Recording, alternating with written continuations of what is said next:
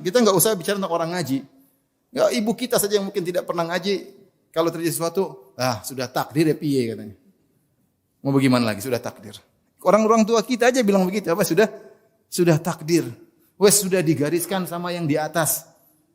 Mereka yakini hal ini, bahwasanya semua sudah direncanakan, ditetapkan oleh apa?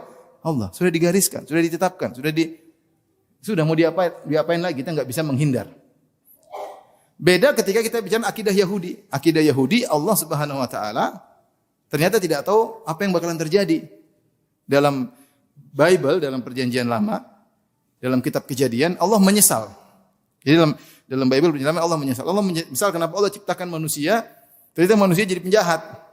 Maka Allah menyesal telah menciptakan apa? Manusia. Ketika ada kata Allah menyesal, berarti Allah ketika membuat tidak berencana dong. Atau rencananya meleset, ya kan? Atau rencananya apa? Meleset. Itu berarti saya nggak tahu ada konsep takdir dalam agama Yahudi atau tidak. Tapi kalau kita baca Bible seperti itu. Bahwasanya disebutkan Allah menyesal dalam 2 ayat kalau tidak salah. Disebutkan Allah menyesal karena menciptakan manusia, ternyata manusia berbuat apa? Kejahatan dan yang lainnya, akhirnya menyesalah Rabb. Allah pun menyesal. Nah, dalam Islam nggak mungkin Allah menyesal.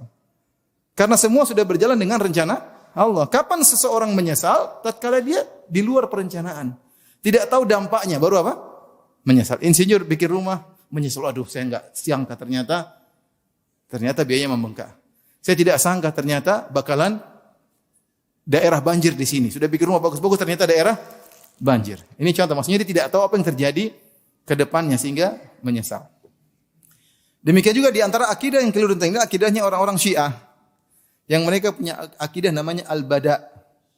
Al-bada yaitu Allah berubah pikiran. Tadinya Allah begini, terus Allah begini aja berubah pikiran. Kayaknya badalillah, kayaknya ada suatu kemaslahatan bagi Allah, menurut Allah, maka Allah rubah ketetapannya.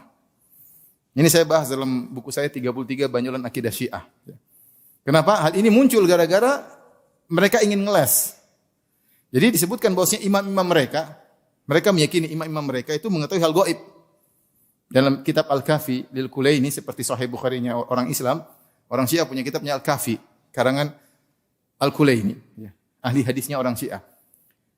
Di sini disebutkan ada akidatul bada, yaitu Allah badalillah, yaitu Allah berubah pikiran.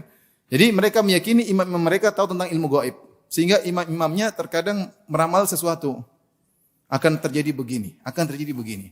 Ketika tidak terjadi, maka anak buahnya nuntut, ya imam, Anda mengatakan demikian, ternyata tidak terjadi. Apa kata sang imam? Allah berubah pikiran. Allah berubah apa?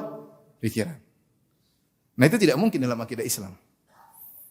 Kalau akidah Islam semua telah direncanakan.